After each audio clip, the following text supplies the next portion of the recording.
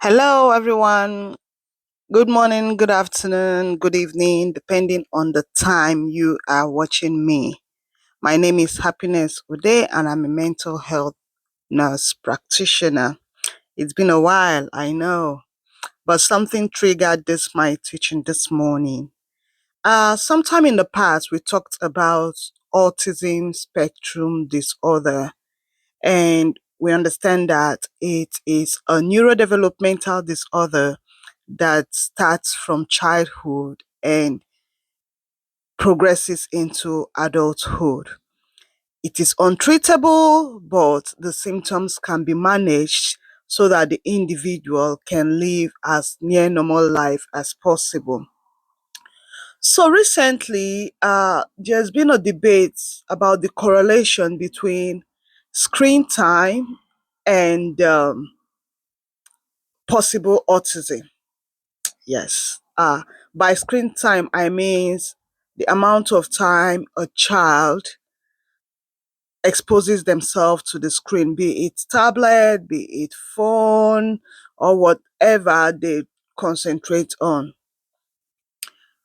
Now, parents, I know that when we want to do our chores, when we want to carry out our household responsibility, and then we don't want our babies, we don't want our child to interfere or to disturb us while we're doing this thing. We kind of give them tablets, play cartoon for them so that they can concentrate. In most homes where there is no television in the kitchen, maybe there's just the TV in the lounge, the best way the mother can keep an eye on the child while she's also doing her responsibility is to give that child a tablet with pre-downloaded cartoon games, or they just put on YouTube where they watch children entertainment. Yeah, it's actually children stuff they put for these kids to watch. The question is, does exposure to screen time cause autism? No, screen time does not cause autism, but it exacerbates the effect. There are lots of debates that's been going on about the time children should spend on the screen in every 24 hours. Now, for 24 hours, let's leave the school age children out of it. Let's start with the preschool age children. Let's say the child goes to bed at about 9 p.m., wakes up at 6 a.m. or 7 a.m. The mother wants to get busy to doing her chores, and she needs this child to be quiet. She don't need the child to interfere with her daily activities. She gives the child a tablet. And this child stay glued to this screen for the number of hours the parent is busy. If the parent is busy for the next 3 hours, maybe doing laundry, doing bulk cooking, 3, 4, 5 hours, the child eyes is glued to the screen. The dangers of screen time is there is no real relationship with human. I don't know if you understand. We see this thing all the time. We see it in our homes. You come to the dining table, people are with their phones, people are with their tablet, people are watching something. When family wants to have family time, the TV is on, but instead of people to watch and concentrate on the movie, the family movie they want to watch, you see each individuals on their phones or on their tablet. This is causing a break in relationship among family members. People no longer have this real, I don't know if you understand, this real human to human relationship. Don't get it twisted. There's a lot that goes on in social media. People tends to, I mean, get their life partners from social media. In fact, a lot of things go on, the good, the bad, and the ugly. But at this point, we want to talk about the relationship between heightened symptoms of autism with exposure to screen time. For autism, the symptoms of an autistic child involve poor social interaction, poor communication. The child only faces a particular routine while carrying out their day-to-day activities. So excessive use of screen time, especially in young children, can lead to speech delay. Now, let me tell you why. This child is not talking to the other person because the person on the screen are just interacting maybe among themselves, the players. The child is only watching. The child is barely responding. The child is not interacting with whoever is on the screen. So there's possibility that there's going to be speech delay in a child who that is exposed early to screen time. I know some of us could say that, oh, children learn how to read their alphabet, how to count their numbers through screen time. Agreed, agreed. But then ask the parent their contribution towards it. The child is singing alongside and the parent is also singing, there's this kind of communication. But being able to read your alphabet, to count your numbers, does not count as communication. Communication is a two-way thing. I ask you a question, you answer me, I give a comment, you respond. That is what communication is all about. If there is no feedback from the other person, trust me, you have not communicated. So the fact that your child is able to count their numbers, is able to read their alphabet through what they watch from the screen does not mean that they are able to communicate. I hope you understand what I'm trying to say. Like I said, I'm not against screen time, but what I'm trying to say is the amount of time a child is exposed on the screen has an impact on their social interaction and behavior. So, how do you manage screen time in children? If you automatically want to take away a screen from a child, the tendency that that child will throw tantrum is there. Yes. And then you start saying things like, oh, the child is stubborn. Oh, the child is not responsible. The child easily gets angry. It can lead to meltdown. You don't just take away screen time from a child who is used to it. It has to be a gradual process. And I know we will now be asking how many hours is enough time for a child to be exposed to screen time. For the time a child should be exposed, from the ages of 0 to 18 months, there should be no screen time at all.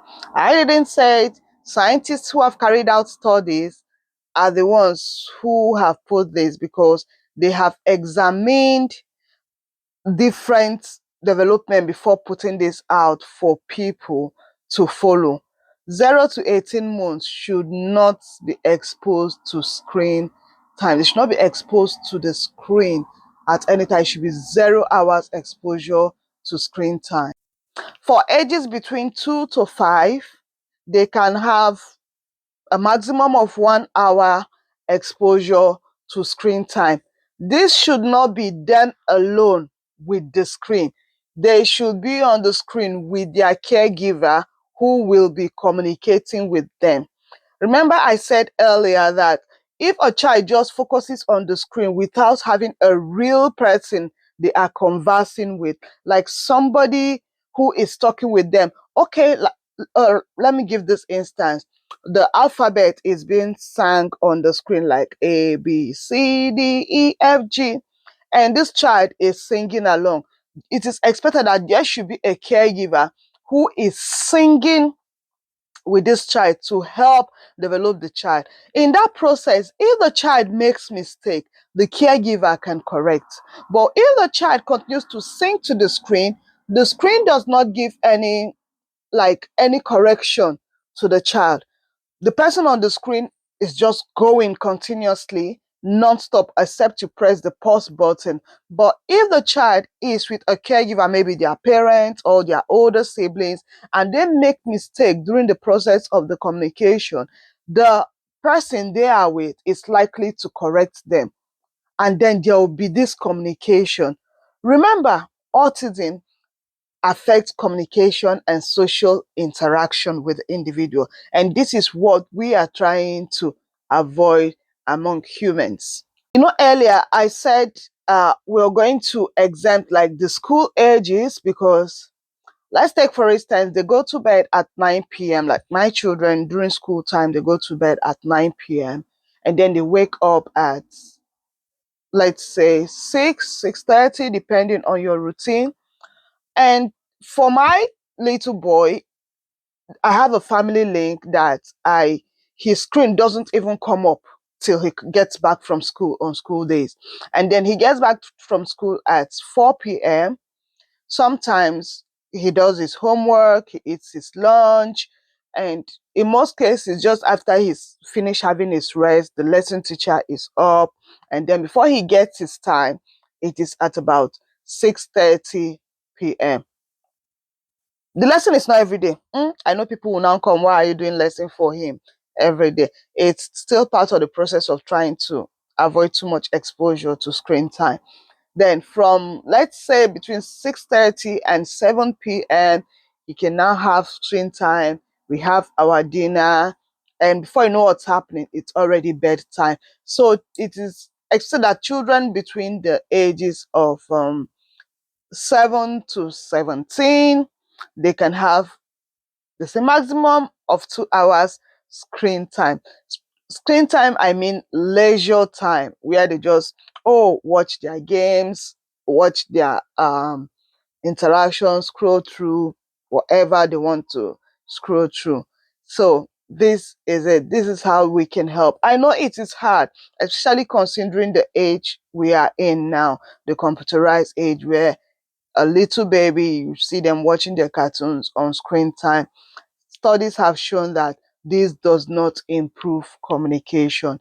This does not improve social interaction. It only makes the child continue speaking to people who are not in real time. So, what do we use to replace screen time? Social interaction. If your child is with you as a parent and you want to get busy, you can drop a puzzle or give the child a pen and a paper to scribble things. Trust me, when the child finish scribbling things, they will want a feedback from the parent, and they come to say, "Oh, daddy, see," they show you something that they have scribbled, and you communicate with them by telling them, "Oh, this is good, this is wonderful, you have done well." Try as much as possible. The rate at which children are diagnosed autism is on the rise. And trust me, like I said, it has no cure. The symptoms are only being managed. Imagine a child growing up and not being able to interact, not being able to socialize. Don't get it twisted. There's difference between being an introvert and not being able to interact or socialize. Being an introvert, the person may just want to be on their own. It's not like they cannot communicate. It's not like they cannot talk. But for a child who is autistic, they are unable to express themselves. They are unable to interact with other humans. If this discussion has helped you, like and follow me for more, because I'll be bringing more content like this that deals with real life situation to prevent mental health disorders in the future. If you have any question, put it in the comment below and I will try as much as possible to answer. Even if I don't, I know that there are other professionals we're following each other who are likely going to provide answers to all of your questions. I remain your humble self. Happiness day. Thank you.